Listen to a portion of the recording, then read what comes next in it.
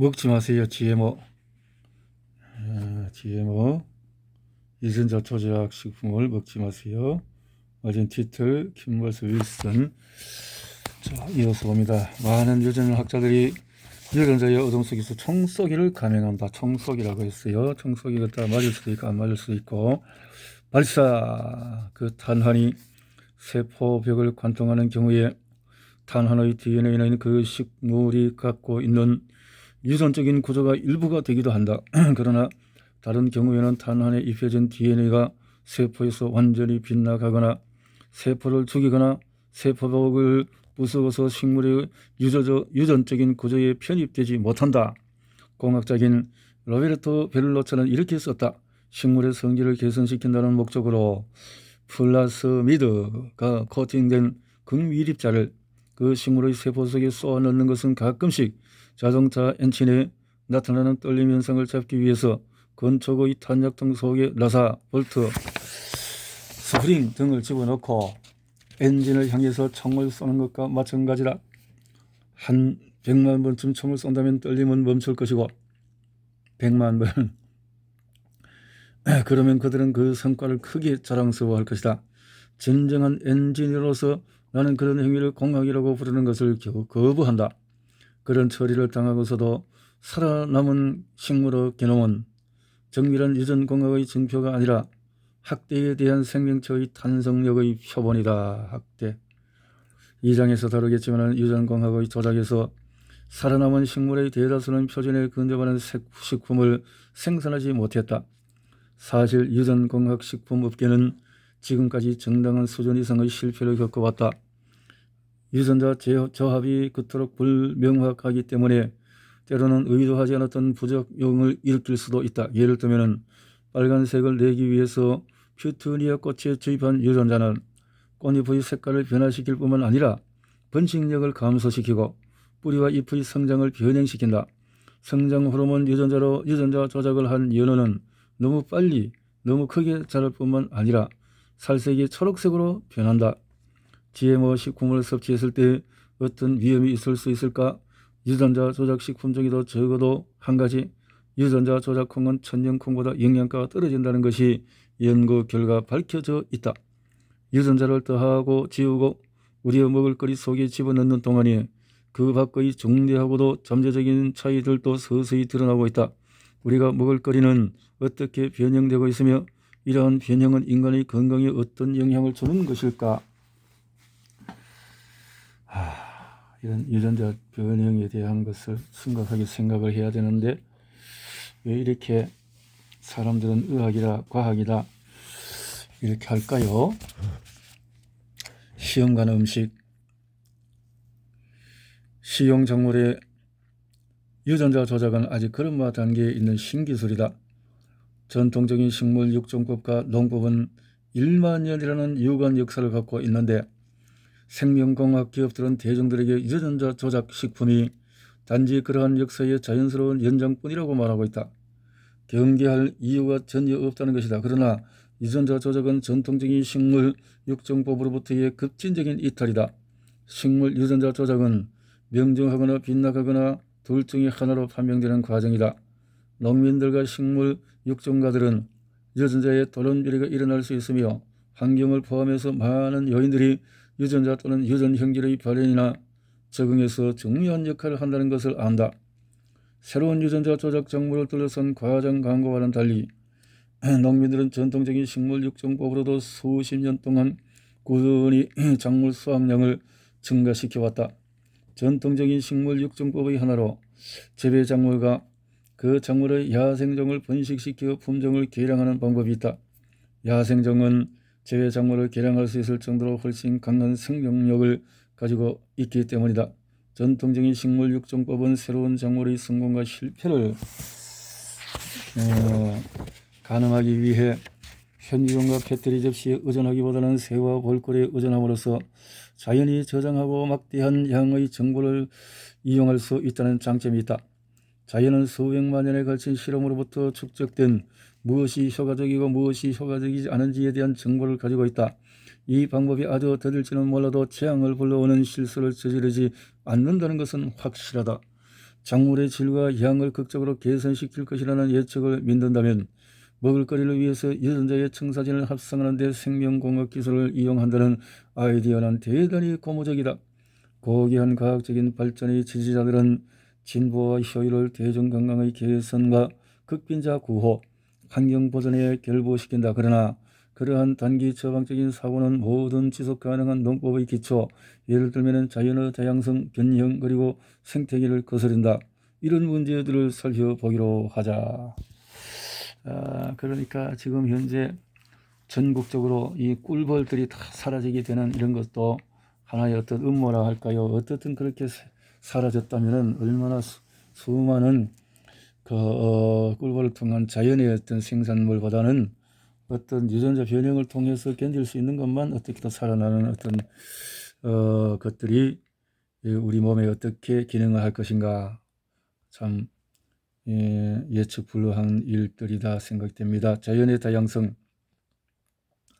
한 종이 끊임없이 변화하는 자연 환경 속에서 살아남자면은 성장과 번식, 환경의 다양성, 환경에 대한 적응성, 적응의 다양성, 유전 물질의 다양성 등 본질적으로 다양성에 의존해야 한다. 이러한 다양성, 페트리접스, 둥글고 납작하고 뚜껑이 있는 유리접시로 샬리라고 부르기도 한다. 세균 배양 따위의 의학, 약학, 생화학 실험에 주로 쓰인다. 그래서 이 다양성은 어떤 시점에서 특정 종의 일부 개체에 분리할 수도 있지만 환경 조건에 큰 변화가 생겼을 때는 그 종의 완전한 절멸을 막아준다. 곤충이나 바람에 의한 자연적이고 무작위적인 수분은 다양성을 더욱 강화시켜서 결과적으로 유전 물질이 새롭게 조합된 후손을 탄생시킨다. 예를 들어 춥고 습한 기후에서는 이러한 새로운 조합의 일부가 실패로 끝날 수도 있지만 뜨겁고 건조한 기후로 바뀔 때에는 종의 구원자가 될 가능성도 있다. 따라서 생물학적인 다양성은 자연 선택과 진화적인 근본적인 요소이다. 생물학적 다양성의 가치를 인식할 때는 수만 년 전 농경이 시작되던 시대로 거슬러 올라간다. 자연의 관찰을 통해서 인류는 재배하기에 가장 적절한 유형의 작물을 선택하는 데 성공해왔다. 그러나 작물과 그 작물을 둘러싼 환경 사이의 상호작용에 대해서는 농민들도 속수무책이었다. 누구도 다가올 계절이 습할지 건조할지 예측할 수 없었다. 실현적으로 농민들은 다양성의 중요성을 재빠르게 깨달았다. 농민들은 농사 전체가 실패하고 기근이 닥치는 것을 피하기 위해 여러 가지 조건에서 잘 자라는 다양한 종류의 작물들을 재배했다.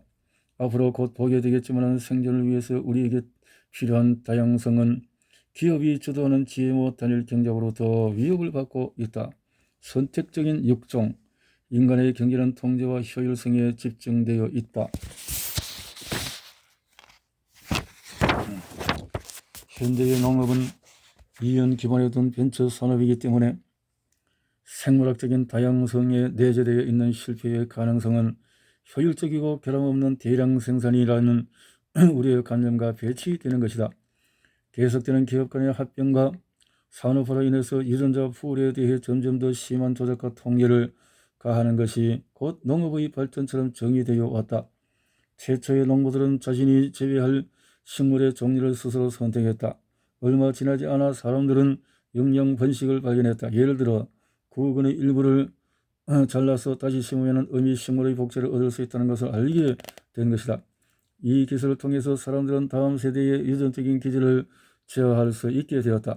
그 후에 과학혁명과 산업혁명이 진행되는 동안에 농민들은 자신들이 갖고 있는 유전학의 실용 지식을 이용해서 종자를 선택적으로 저장함으로써 더 좋은 기질을 가진 식물을 재배하게 되었다.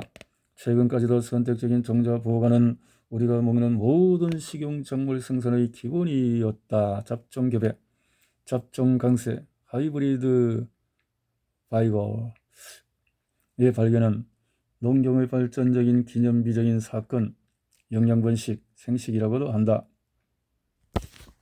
이였으며 유전공학을 향한 중요한 발자국이었다. 농민들은 두 종류의 서로 다른 선종 혈통을 이중 교배해서 얻은 잡종생물 중에서 어떤 것들은 특히 더 강건하다는 사실을 발견했다. 잡종은 수확량도 더 많았고 번식력도 더 강했으며 질병 저항력도 뛰어나서 수명이 더 길었다.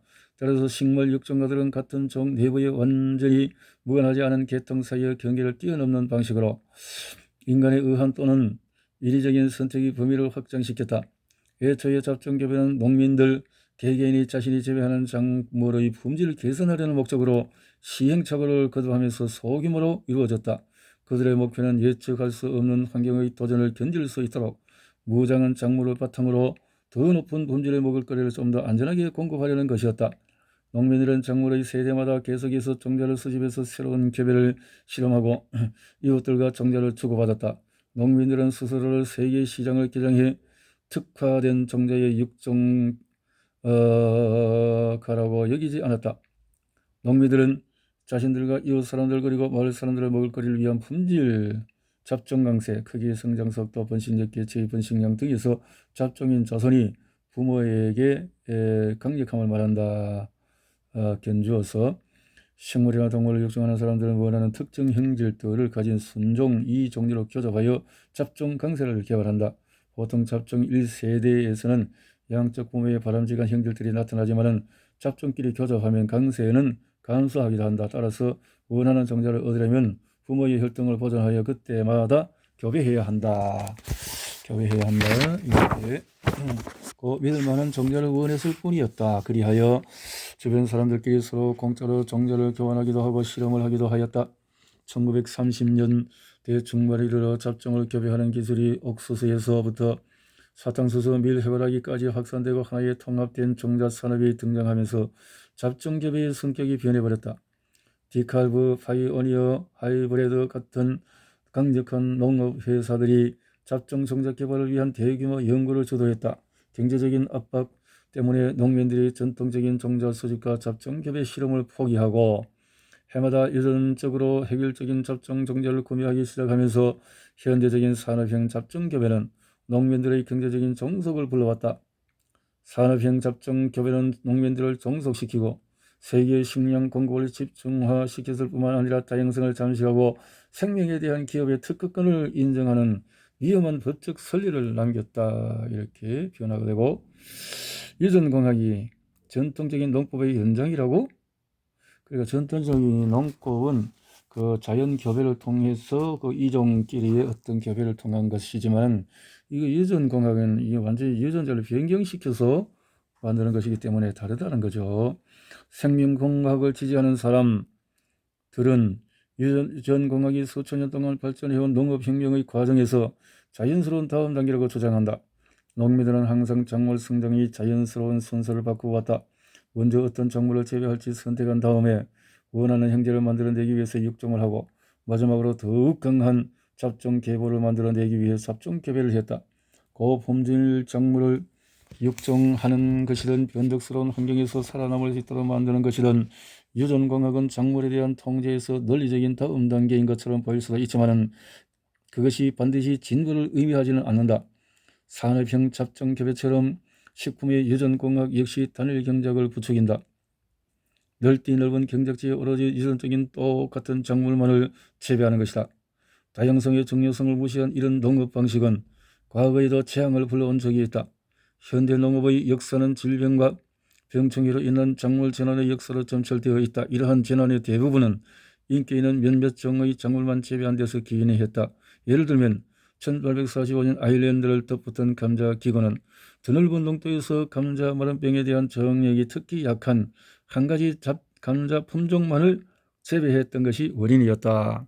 1972년 미국 과학 아카데미는 현대의 밀, 녹병, 창걸은 내성을 가진 품종이 생겨나면 돌연변이 곰팡이가 나타나 이 새로운 품종을 공격함으로써 다시금 녹병이 창걸한다는 점에서 유전학적으로 접근해야 한다는 것이 분명하다고 보고했다.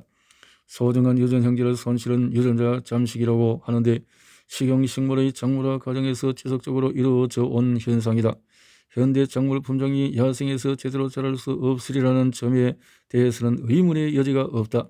이러한 품종들은 성장 속도, 크기, 맛, 색깔 등의 경작의 목표를 달성하기 위해서 길러졌기 때문이다. 인간은 선택적 육종이라는 방법을 통해서 이러한 작물들의 유전자 구성을 형성시켜 왔는데 이로 말미암아 식물들은 질병에 대한 내성 같은 유전적인 방어 기제의 일부를 잃어버렸다. 야생에서 자라난 식물의 여러 종들은 병충해에 강하다. 이 식물들의 병충해에 맞설 유전적인 기반이 더 넓기 때문이다. 유전자 잠식은 한 번 일어나면 다시 돌릴 수 없기 때문에 우리는 유전공학으로부터 가장 크게 위협받고 있는 생물학적인 다양성을 더 이상 잃지 않도록 경계해야 한다. 해충과 세균이 단일 경작되고 있는 GMO에 해를 입히면은 유전공학자들은 한동안 생존이 가능한 새로운 병충해 내성 품종을 개발한다. 그러나 병충해가 새로운 품종에 적응하면은 유전공학자들은 또다시 새로운 품종을 개발해야 하는 악순환이 계속된다. 유전공학과 전통농업 사이에서는 근본적인 차이가 있다. 유전공학의 발자국을 보면은 1953년도 왓슨의 크릭 DNA 이정화선에서 83년에 최초 유전자 조작 식물이 나왔고 87년에 농무부의 어떤 재배 실시가 됐고 90년에 농무부의 96년에 600만 에이커에 97년에 2,500와 이렇게 성장되었다는 거지. 벌써 이렇게 전 세계적으로 많은 2000년도에 나타나기까지 지금 2020년도니까요. 엄청나게 변형이 됐겠네요. 유전공학이 나타나기 전에는 어떤 것을 선택하든 한 가지 품종에 속하는 유사한 식물들을 교배하는 것이 기본이었다. 인간은 외부 관찰자로서 어떤 형질이 더 바람직한지에 주목했고 그런 형질을 선택하기 위해서 자연을 거스르지 않는 육종 과정을 만들어냈다. 품종 개량과 재배, 종자 수집에 익숙했던 농민들은 이러한 유전학적인 과정을 이해하고 있었고 따라서 해당 지역의 여건과 지역 사람들의 요구 수준에 부합하는 식물을 생산할 수 있도록 선택적인 품종 개량을 수행했다. 하지만 유전공학이 발달하면서 농민들은 더 이상 선택하는 사람으로 관찰하고 대응할 필요가 없어졌다. 식량 공급 분야에 기업들이 자리를 잡으면서 잡종 교배가 농민들을 억지로 종속시켰던 것처럼 유전공학은 농민들을 농업 과정으로부터 훨씬 더 멀리 떼어 놓는다. 유전공학은 작물의 기초적인 성분마저도 변질시킨다. 이러한 기술의 위험은 한 힘은 끝이 없다. 자연스러운 잡종 교배로 만들어낼 수 있는 잡종의 유형에는 제한이 있는 반면에 유전공학은 물고기와 토마토처럼 서로 전혀 연관성이 없는 종끼리의 유전자 이동을 가능케 한다. 유전공학은 보통의 유성생식과는 다르다. 유성생식에서는 두 식물 사이에서 같은 유전자의 대립 형질들이 교환된다. 같은 유전자의 대립 형질 교환을 통해 생식이 일어나므로 제한적인 변이가 가능하고 여기서 생물학적인 다양성이 생겨나는 것이다. 유전공학, 다양성에서 유전공학의 경우와는 달리 여기서는 유전자가 자리를 잘못 찾아가 기대치 않았던 잠재적인 위험성을 안고 있는 결과가 나올 위험이 없다. 대립 형질 대체의 바탕을 둔 생식으로부터의 이탈은 기술적인 것처럼 보이거나 니와 실제로 기술적인 것이기도 하다. 그러나 수백만 년에 걸쳐서 진화해온 대립 형질 생식은 우리가 이토록 복잡하고 생물학적으로 성공적인 세상에서 살게 된 핵심적인 이유이다. 유전공학자들에 의한 대립 형질 속도 제한 위반은 우리로 하여금 유전공학이 야기할 생물학적인 충격과 인간의 건강에 끼칠 위험에 대해 걱정하게끔 만드는 핵심적인 이유이다. 우리가 생명체들의 유전적인 구성을 변형시키기 시작했을 때 우리는 생명에 대한 사용설명서 지구상의 최초의 생명체가 등장한 이래 서서히 그리고 조심스럽게 진화해왔으며 우리의 생태계의 미묘한 균형을 유지시켜주는 사용설명서를 거머쥐었다.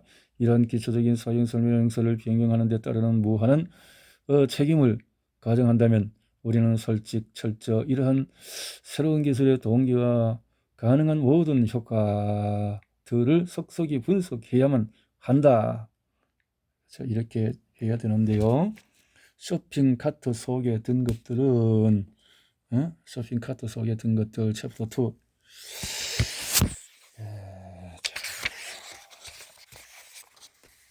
몬산토사는 생명공학식품의 안전을 책임질 필요가 있다. 우리의 관심사는 최대한 많이 파는 것이다.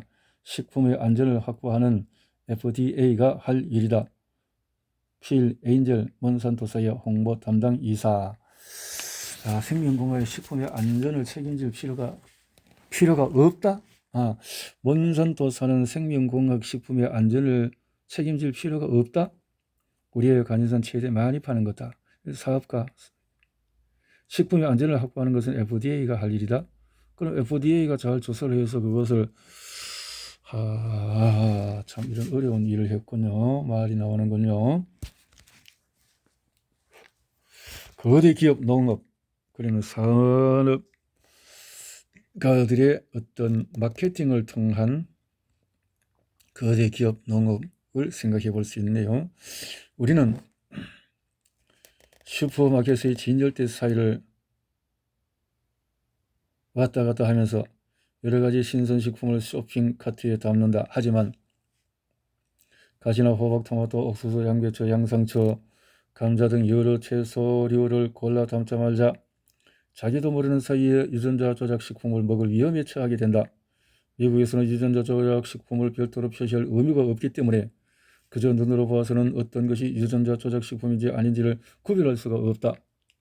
설상가성으로 우리에게 익숙하고 믿을 만하다고 여겨왔던 신선식품 재배나 브랜드의 상당수가 몬산토, 다우, 듀폰 같은 거대 화학 기업들에게 매각된 상태이다. 이런 다국적 기업들은 유전자 조작 종자를 재배하고 판매해줄 종묘 회사를 매입하는 데 수백만 달러씩을 들였다. 그러나 소규모 종묘 회사들은 회사 이름이나 상표를 바꾸지 않았다. 바뀐 것은 식품뿐이다. 종종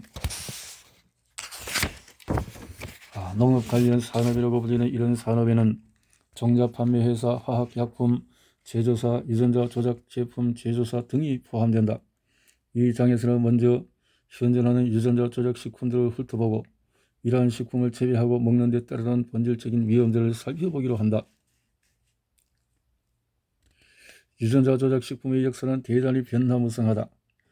유전공학을 취재하는 사람들은 실수와 실패의 연속이었던 이 역사를 대단히 복잡한 계획의 사소한 결함이라고 말한다. 그리고 그들은 그 계획이 결국은 성공할 것이라고 믿는다.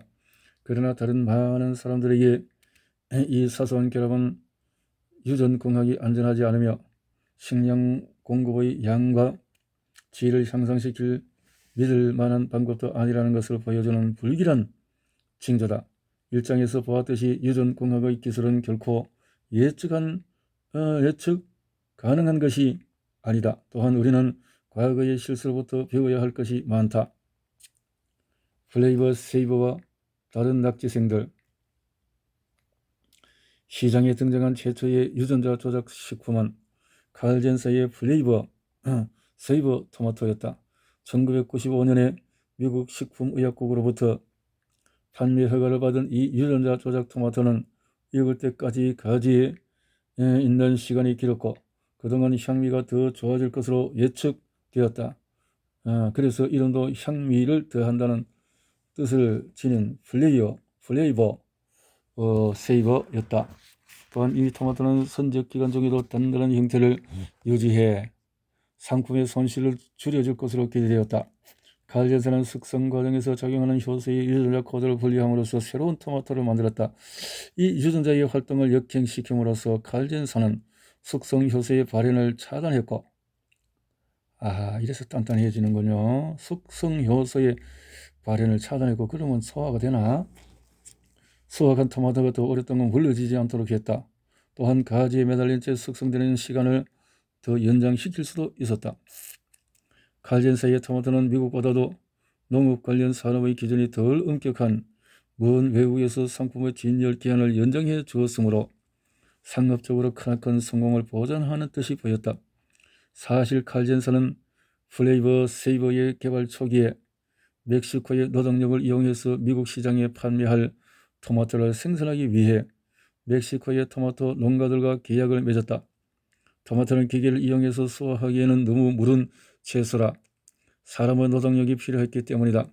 칼젠사는 생산비를 낮출 계획을 세우는 한편 미국 시장에서 이 토마토를 값비싼 고급 식품으로 판매할 계획을 세웠다. 하지만 플레이버 세이버는 시장에 등장하자마자 상업적인 실패작임이 분명해졌다. 처음엔 칼젠사는 소비자들에게 유전자 조작 식품이라는 것을 알리기 위해 토마토의 레벨을 부착하기로 결정했다. 그러나 칼젠사는 결국 이 토마토에서 라벨을 떼어버렸다. 자신들이 먹는 식품에 정확히 무엇이 들어있는지 알고 싶어하는 소비자들의 요구는 여전히 컸지만 경계심을 품은 소비자들과 언론의 부정적인 관심이 부담스러웠던 것이다. 심지어 칼 전사는 이 토마토에 맥그리거라는 소박하고 친근한 상표를 붙여 고급 식품으로 마케팅하려는 시도까지 했다. 그러나 미국 내 수천 개의 식료 품종이 출시되었음에도 소비자들은 더 많은 돈을 주고 유전자 조작 토마토를 사 먹으려 하지 않았다. 대중의 냉소는 칼 전사의 상급적인 파트너마저 동요하게 만들었다. 애초에 칼 전사의 업무에 대한 최종적인 권한을 가지고 있었던 캠벨 수프사는 공식적인 설명을 발표하기에 이르렀다. 우리 회사는 현재 생명공학 제품을 판매할 계획이 없습니다. 이렇게 상업적으로 칼 전사는 생산에서도 난관에 부딪혔다. 플레이버 세이버는 실험실에서는 잘 자랐지만 야외에서는 문제가 덜 많았다. 칼 전사는 이러한 실질적인 문제들을 해결하기 위해서 유전공학을 포기할 수밖에 없었다. 플레이버 세이버를 생산하고 마케팅하기 위해서 $2,500를 투자했지만 이 토마토를 대규모로 재배하는 데에는 성공할 수 없었던 것이다. 몇몇 비평자들은 플레이버 세이버 정도의 숙성 지연 효과는 전통적인 접종 교배 방법으로도 달성할 수 있다고 지적했다. 또한 월스트리트 저널은 동료 학자들의 검토를 거친 유전자 조작 토마토에 대한 칼 전사의 과학 논문들은 플레이버 세이버 기술에 대해 확실하게 긍정하지 않고 있다고 보도했다. 플레이버 세이버의 기적의 유전자는 토마토의 숙성 과정과 관련이 있는 여러 유전자 중 하나일 뿐이었던 것으로 판명되었다. 더욱이 칼 전사의 토마토는 선적이 용이할 것이라던 기대마저 저버렸다.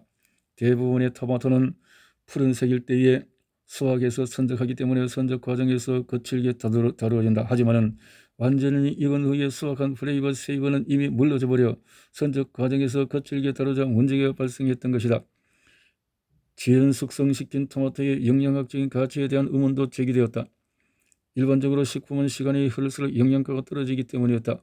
플레이버 세이버 토마토가 보통 토마토처럼 먹음직스러워 보일지는 몰라도 이 토마토의 영양가는 어느 정도나 될까? 더욱 심각한 문제는 항생제 카나마이신과 네오마이신의 내성을 가진 유전자가 플레이버 세이버에 존재한다는 것이었다. 플레이버 세이버는 결국 1996년 시장에서 완전히 사라졌다. 같은 해 칼 전사는 몬산토사의 부분 매각되었다. 1997년에 몬산토사에 완전히 매각되었지만 여전히 유전자 조작 토마토와 딸기를 생산하고 있다.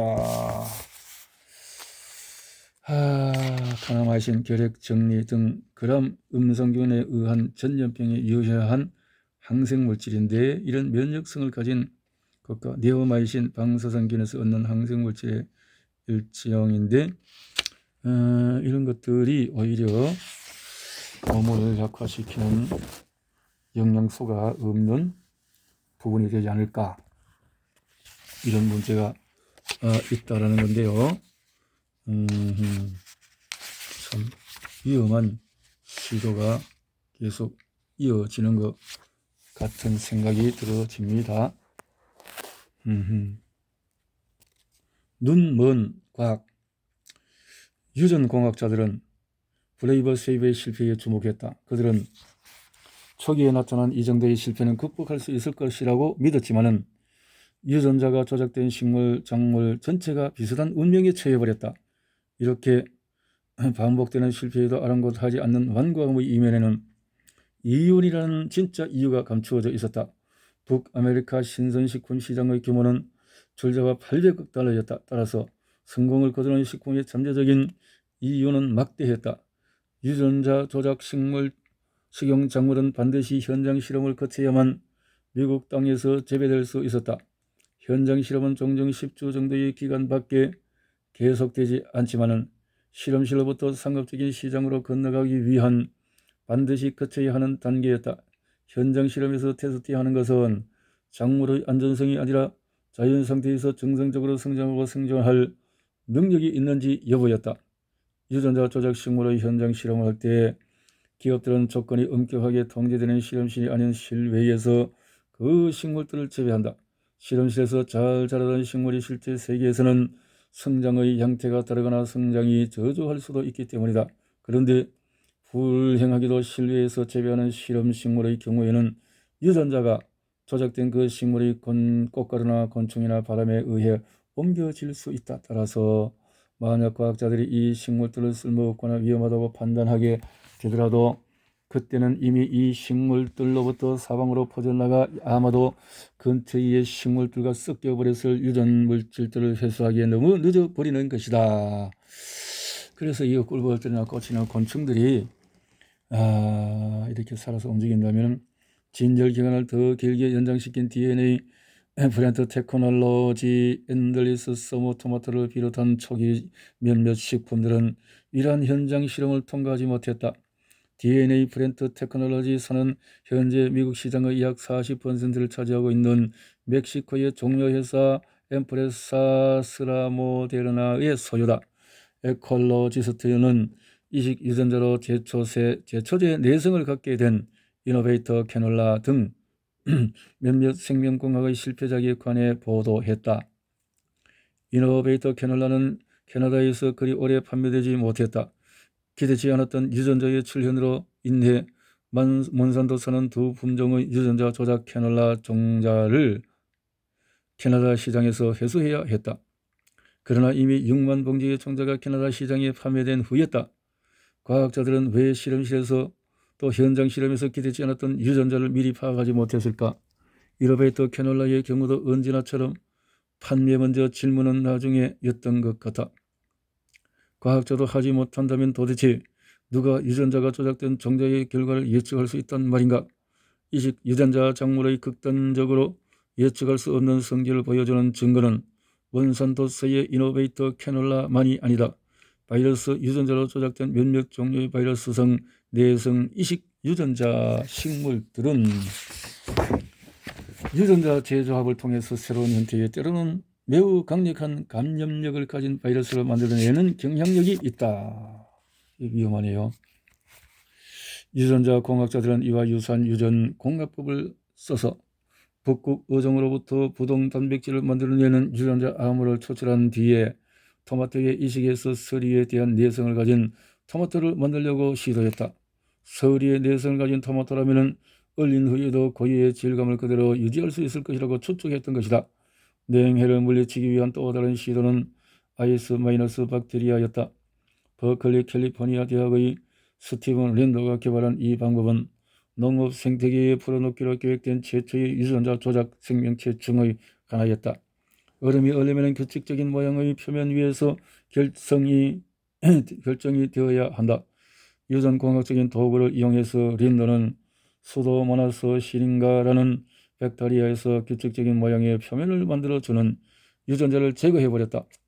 이렇게 만들어진 아이스 마이너스 박테리아를 딸기에 뿌리면 천연 박테리아를 제압하고 딸기를 뒤덮어서 그 표면에 얼음이 생기는 것을 막아주기 때문에 서리 피해를 피할 수 있게 된다. 그러나 이처럼 서리에 대한 내성을 가진 이식 유전자 생명체가 계속해서 생산되고 이용되는 동안에 이식 유전자가 자연환경 속에서 계속 확산되면서 생태계에 미치는 영향에 대한 심각한 우려는 가라앉지 않았다. 이러한 유전자 조작 미생물이 계속해서 존재하게 되면 생태계가 교란되지 않을까? 아이스 마이너스 박테리아 같은 유전자 조작 생명체가 중대한 생태학적인 과정인 얼음의 형성을 방해하지 않을까? 실험실에서 창조된 박테리아 때문에 얼음이 얼지 않는 세상을 상상해 보라. 박테리아 때문에 이렇게 유전자 조작을 통해서 생태계 인위적으로 동물의 세상에서 인위적으로 사람이 개입하지 말라고 했는데 이러한 생태계를 인위적으로 조작을 해서 자꾸만 가입하게 되면 생각지도 못할 여러 가지 우리 인체에 불필요한 것들이 생기지 않을까